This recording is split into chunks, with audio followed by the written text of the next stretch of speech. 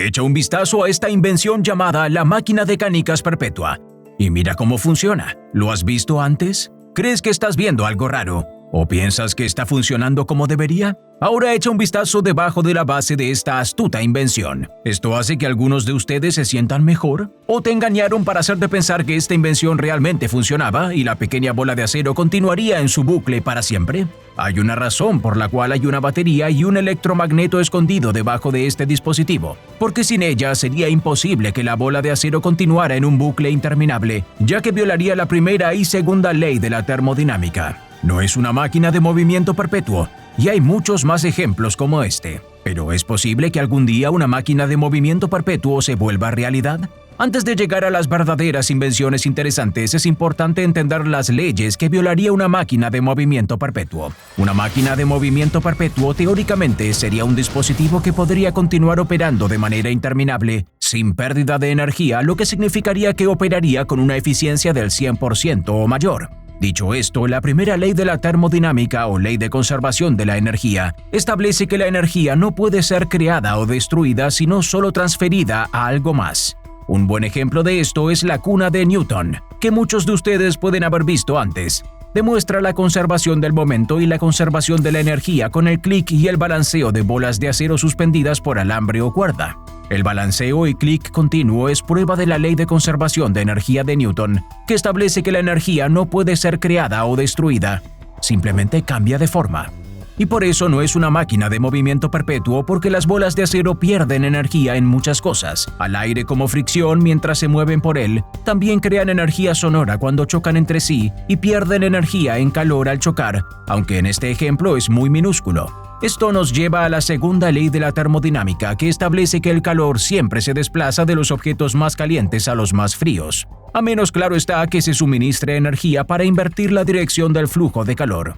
Cada uno de estos factores hace que las bolas de acero de la cuna de Newton pierdan energía, y como resultado las bolas de acero se ralentizarán y finalmente se detendrán. Para que exista una verdadera máquina de movimiento perpetuo, la energía tendría que permanecer dentro de la máquina o ser un dispositivo cerrado. Un dispositivo que funcione completamente sin fricción, sin ninguna fuente externa, y tendría que existir en el vacío para que no hubiera presión atmosférica sobre ninguna de las piezas móviles. Si parece imposible, es porque lo es. Sin embargo, hay algunos inventos que vamos a ver que son los que muchos llamarían los intentos más impresionantes de construir una máquina de movimiento perpetuo.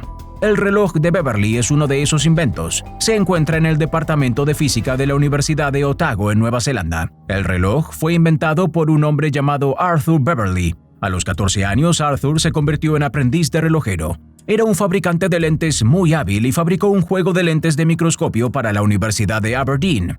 Se trasladó a Nueva Zelanda, donde abrió su propio negocio de relojería en 1858. Allí empezó a trabajar en su invento y 6 años después de abrir su negocio, terminó de trabajar en un reloj maravilloso y muy diferente. Una vez terminado su invento, Arthur dio cuerda al reloj en 1864. Esta es la única vez que se le dio cuerda para ponerlo en marcha y desde entonces sigue funcionando. A día de hoy es uno de los experimentos científicos más longevos del mundo. Entonces, ¿cómo es posible que un reloj mecánico funcione ininterrumpidamente durante 158 años sin que se le dé cuerda manualmente? Bueno, esta afirmación no es del todo exacta. Aunque el reloj sigue funcionando, ha habido momentos en los que se ha parado. A pesar de que, en teoría, el reloj puede funcionar eternamente sin que se le dé cuerda, depende de una fuente de energía externa. No hay pilas ocultas. En realidad, el reloj funciona con la presión atmosférica gracias a una caja hermética en su interior que se expande y contrae debido a los cambios normales de temperatura que se producen a lo largo del día.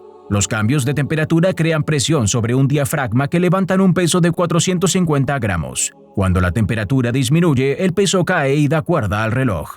Mientras haya una variación de temperatura de solo 6 grados, que es lo que se necesita para levantar la pesa 1 pulgada, el reloj dará cuerda. Pero a veces esto no ocurre y el reloj se para. Cuando la temperatura cambia, el reloj vuelve a funcionar sin necesidad de darle cuerda manualmente. Por supuesto, el inconveniente es que el reloj habría perdido tiempo y habría que volver a ponerlo en hora manualmente. No es un verdadero sistema cerrado y por tanto no es una verdadera máquina de movimiento perpetuo. Sin embargo, es el ejemplo más cercano que tenemos. Aún así, el reloj de Beverly es un diseño brillante para la época y el primer reloj atmosférico del mundo. pero funciona con una eficiencia inferior al 100%, por lo que es otra razón por la que no es una máquina de movimiento perpetuo.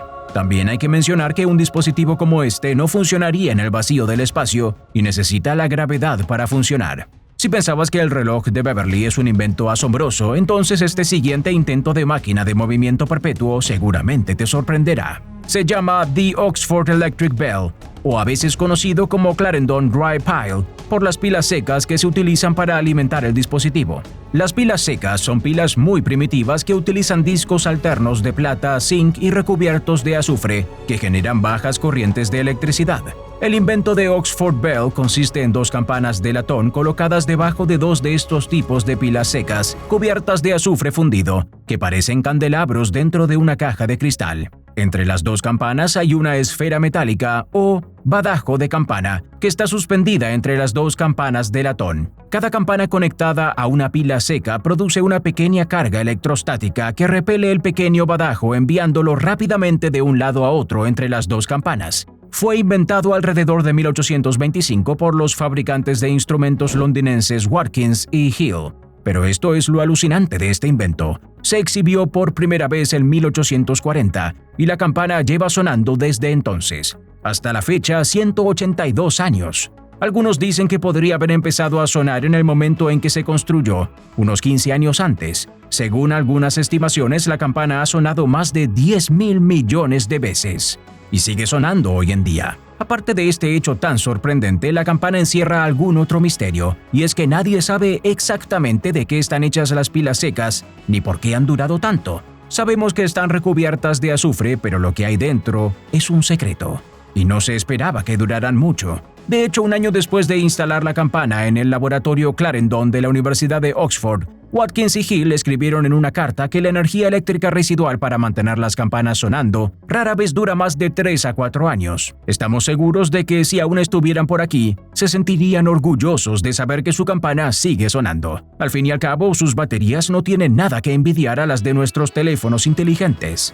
Los investigadores están esperando que la campana deje de sonar para poder abrir las pilas y averiguar cómo se construyeron. Eso si es que la campana deja de sonar. Es un invento increíble, pero ¿es una máquina de movimiento perpetuo? Se podría decir que es otro invento de casi, pero no. Esto se debe a que las pilas acaban agotándose o a que el badajo se desgasta primero. Además, se pierde algo de energía debido a la fricción del aire entre el badajo y la campana, aunque sea muy pequeña. Por lo tanto, no es una máquina de movimiento perpetuo. Hablamos un poco sobre la fricción del aire con la cuna de Newton, y puedes ver cómo la fricción del aire acabará deteniendo el badajo de la campana de Oxford, haciendo que ambas funcionen con una eficiencia inferior al 100%. Entonces, ¿qué pasa con un invento que está en un vacío o vacío parcial? Resulta que un invento así existe.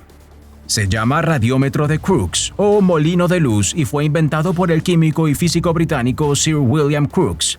Un radiómetro es un aparato que mide la cantidad de radiación que incide sobre un objeto.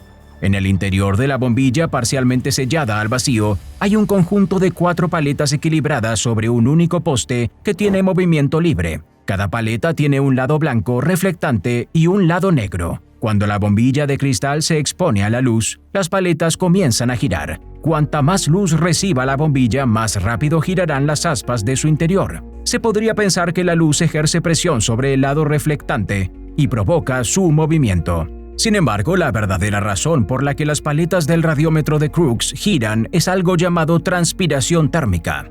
Lo que ocurre en realidad es que cuando se ilumina la bombilla, el cristal se calienta y emite radiación infrarroja invisible, y el lado negro de las paletas cuadradas capta más radiación que el lado blanco, y la transpiración térmica hace que las paletas giren. Y para que conste, el radiómetro de Crookes también funciona a la inversa, lo que significa que si se enfría la bombilla, vertiendo agua fría sobre ella o utilizando hielo sobre el cristal, el lado negro de las paletas emitirá radiación infrarroja mejor que el lado blanco, haciendo que las paletas giren en sentido contrario. Pero al igual que el reloj de Beverly, el radiómetro de Crookes no es un sistema cerrado y requiere fuerzas externas para funcionar. Por lo tanto, tampoco es una máquina de movimiento perpetuo. El hecho es que una máquina de movimiento perpetuo puede no existir nunca. Nunca habrá un sistema cerrado que pueda funcionar con una eficiencia del 100% o superior al 100%. El problema con las máquinas de movimiento perpetuo es que la mayoría de los inventos extravagantes que existen no tienen en cuenta el objetivo de crear un dispositivo de este tipo, que es generar más energía de la que se introduce. Lo único que los inventores han intentado, y hasta ahora no han conseguido, es que sus dispositivos funcionen eternamente. Pero hay algo en la naturaleza que sí viola la conservación de la energía: los agujeros negros. Los agujeros negros producen más energía de la que consumen, violando así la conservación de la energía.